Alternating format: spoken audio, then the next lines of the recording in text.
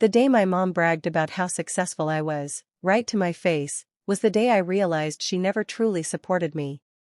Stick with me while I share my story, and if it touches you, don't forget to support our channel by hitting that subscribe button, dropping a like, and sharing it with the people you care about.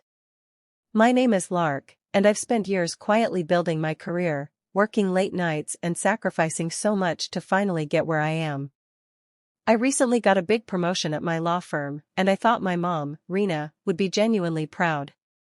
She smiled, nodded, and told everyone at dinner how surprised she was that I had made it this far. But as she spoke, I could feel the sting behind her words. It wasn't pride. It was competition. She always had to be the center, the one people noticed. Growing up, she often compared me to others, never truly celebrating my wins unless she could twist them into her own story. That night, I realized all those moments weren't just hurtful, they were patterns. She wanted attention, validation, and somehow thought my success belonged to her.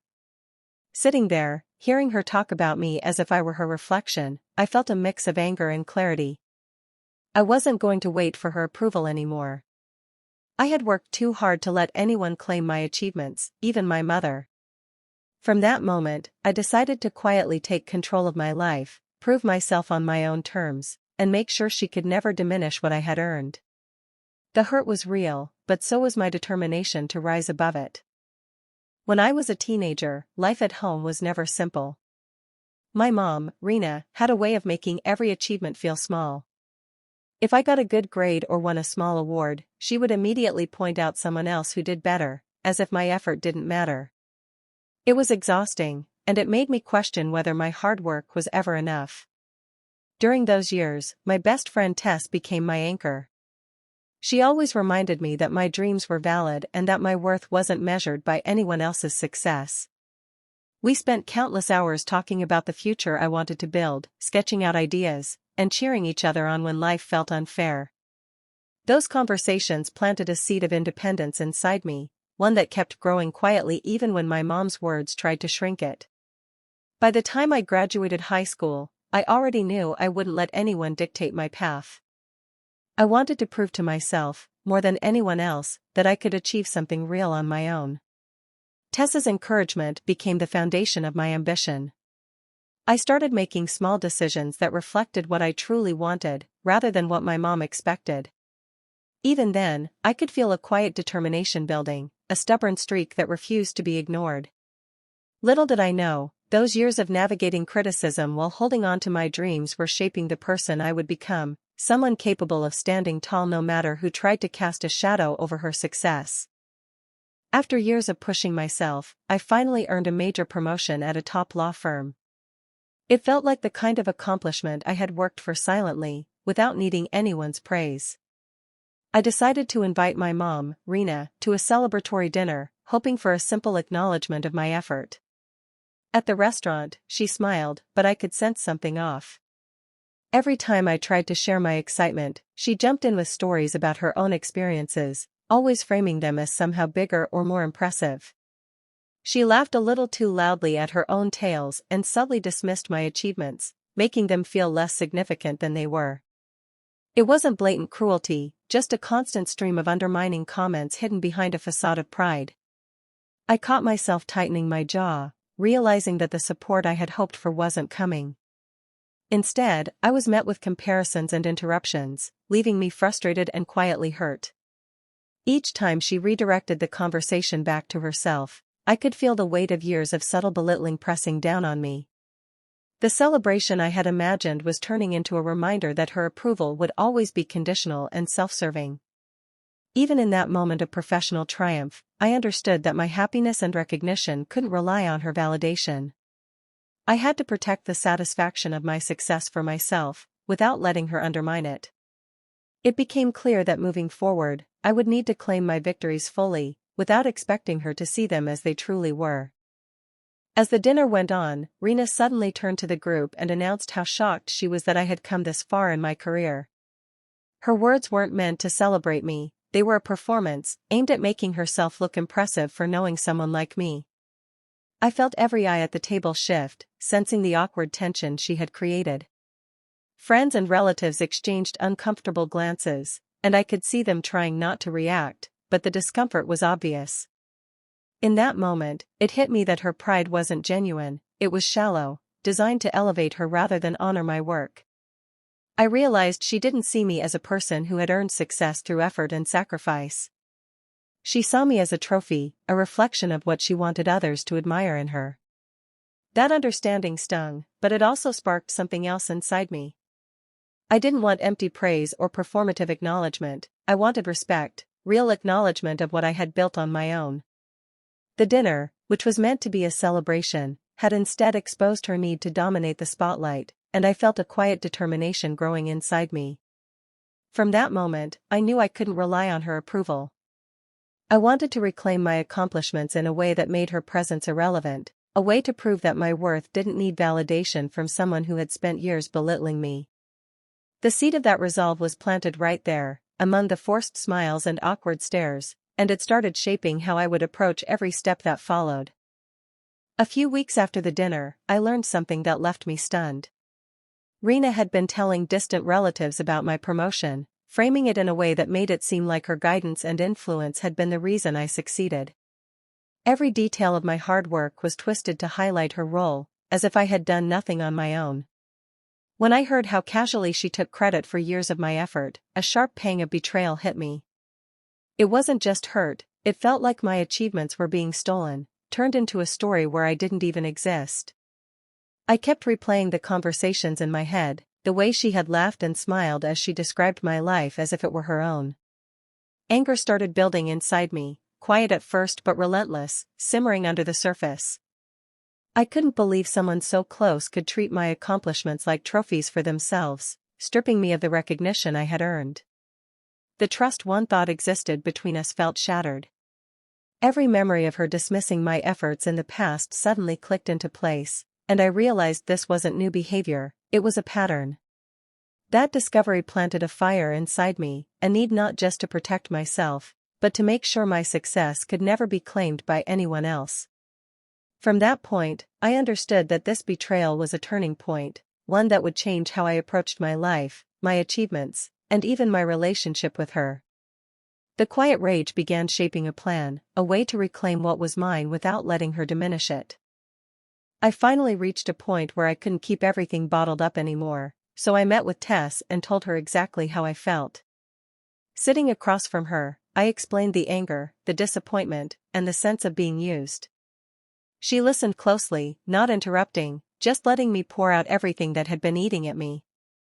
When I finished, she leaned back and told me I didn't have to accept any of it. She reminded me that I was an adult with my own life, my own voice, and the right to protect what I'd earned. Tess didn't tell me to confront Rena directly. Instead, she encouraged me to start drawing clear boundaries, quiet actions that would show I wasn't willing to let anyone step over me anymore.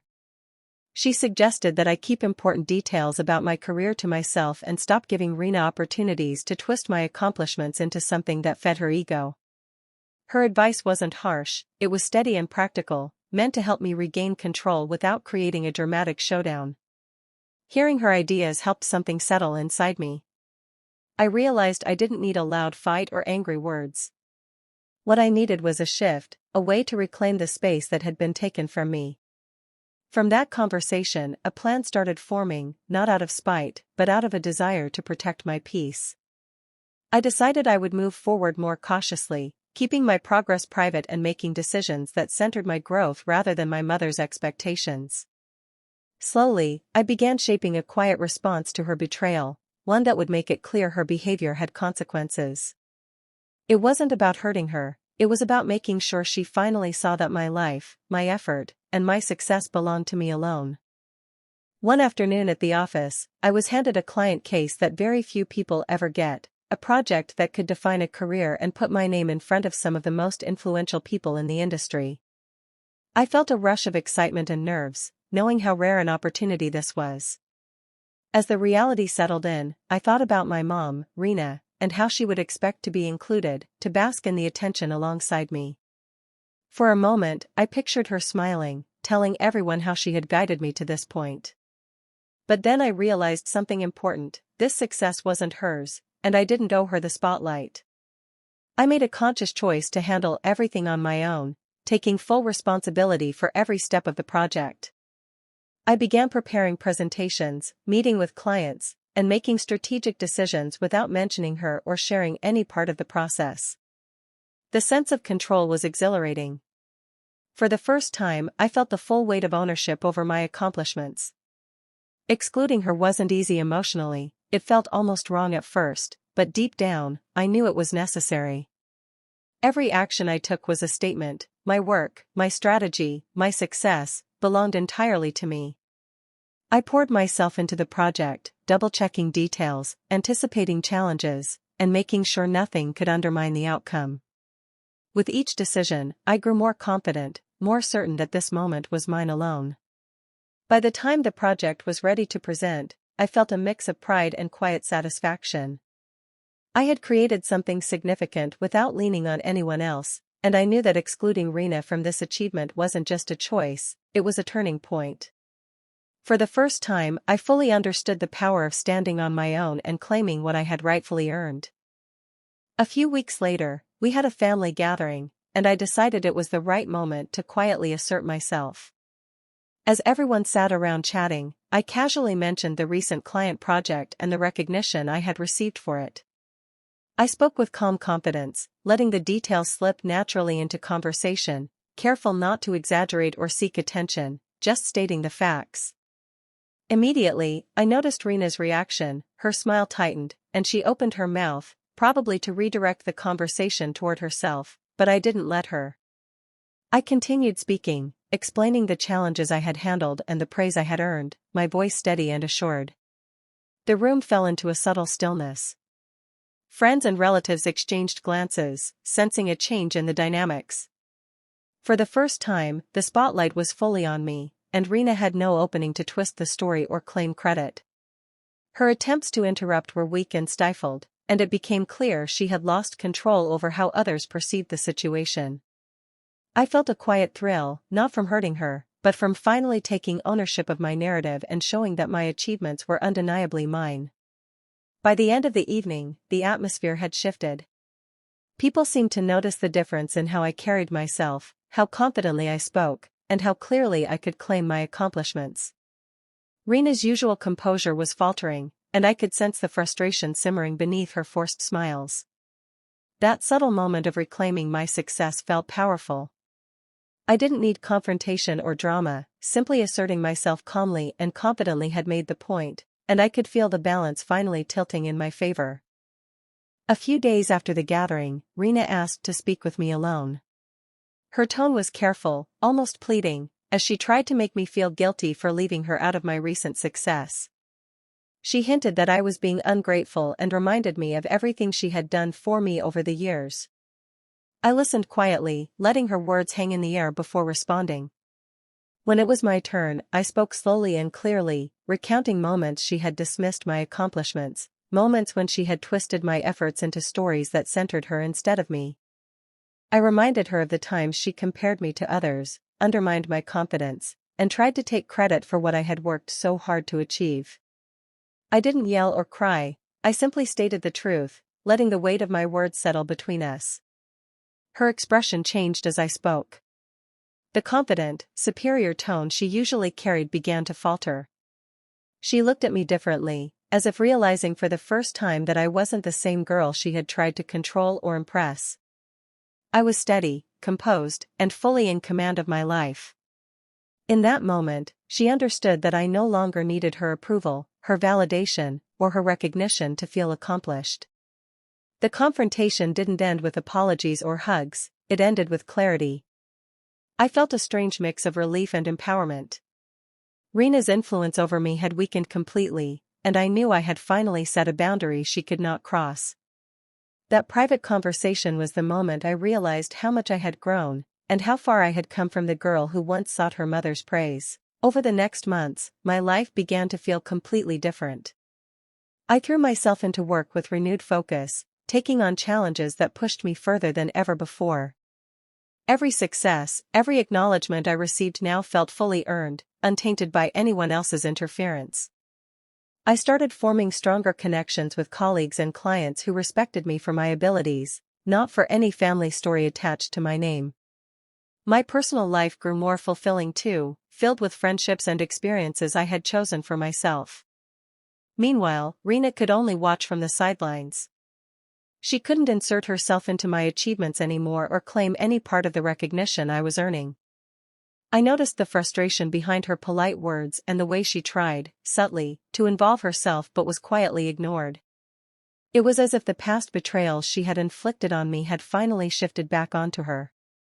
I no longer needed her attention or approval, her presence no longer affected how I measured my worth or success. There was a strange sense of justice in seeing her attempt to reclaim influence and fail.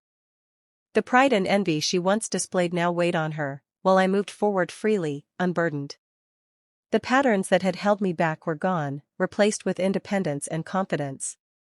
I felt lighter, stronger, and more secure in myself than ever before. The emotional toll of our past no longer touched me, it rested entirely on her, a consequence of her own choices. In that shift, I realized I had finally claimed my life, my victories, and my peace completely on my own terms.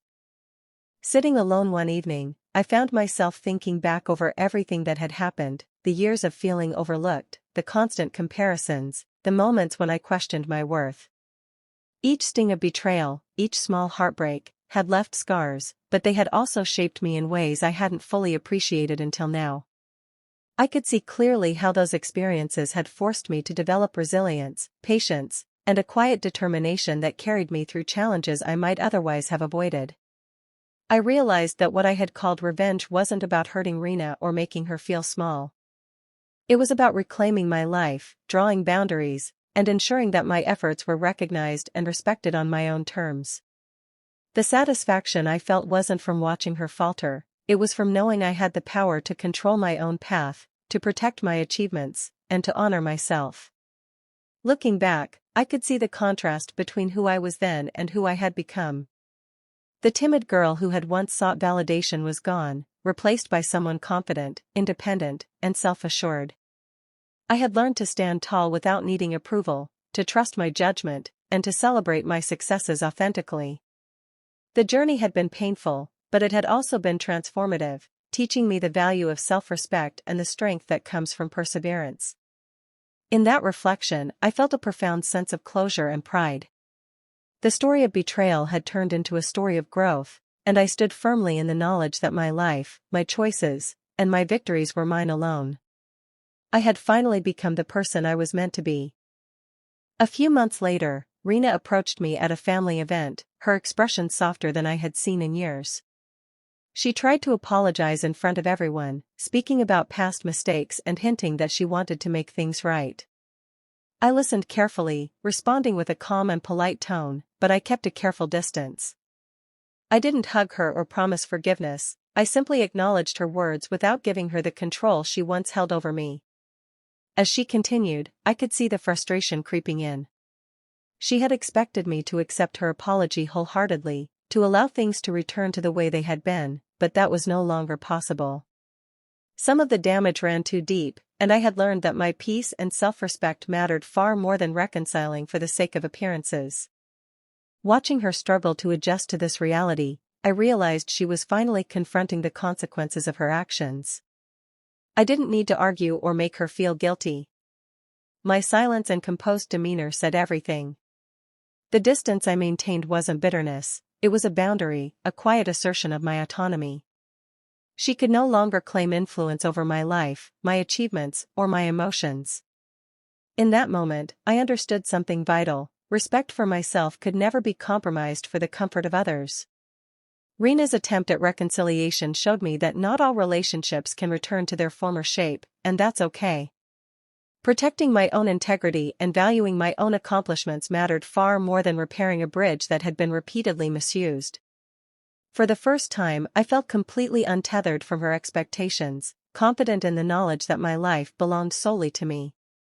Looking back, I can see how far I've come. Every struggle, every moment of doubt, and every encounter with betrayal has shaped me into someone stronger and more self-assured. I've learned to trust my instincts, value my own efforts, and celebrate accomplishments without waiting for anyone else's approval. The sense of freedom that comes from standing fully in my own power is something I could never have felt if I had continued to seek validation from someone who couldn't offer it sincerely. I'd built a life where my choices, my success, and my happiness are completely my own. I've cultivated relationships that are genuine, surrounded myself with people who respect me, and embraced opportunities that challenge me without hesitation. Each victory now carries a deeper meaning, because it reflects my dedication, resilience, and determination rather than anyone else's influence. The lessons I carry are clear: revenge isn't about causing pain, it's about reclaiming control and protecting yourself. Living well, confidently, and unapologetically is the most powerful response to those who have tried to undermine you. I've realized that triumph is sweeter when it's earned honestly and enjoyed fully, without the need for external validation. As I continue to grow, I feel a lasting sense of empowerment. The weight of past betrayals no longer touches me, they remain behind, on those who tried to diminish me. What remains is strength, pride, and the quiet satisfaction of knowing that I've risen above every obstacle. Sometimes, the best revenge isn't confrontation or retaliation, it's simply living a life that reflects your worth, your effort, and your unwavering courage. Hey besties! Thanks for sticking with me till the end of this emotional journey. Growing up, I faced constant comparisons and subtle dismissals from my mom, yet every setback pushed me to work harder and trust myself. Through heartbreak, betrayal, and quiet determination, I learned to take control of my life, celebrate my own wins, and rise stronger than ever. If this story inspired you, don't forget to like, share, comment, and subscribe. See you next time.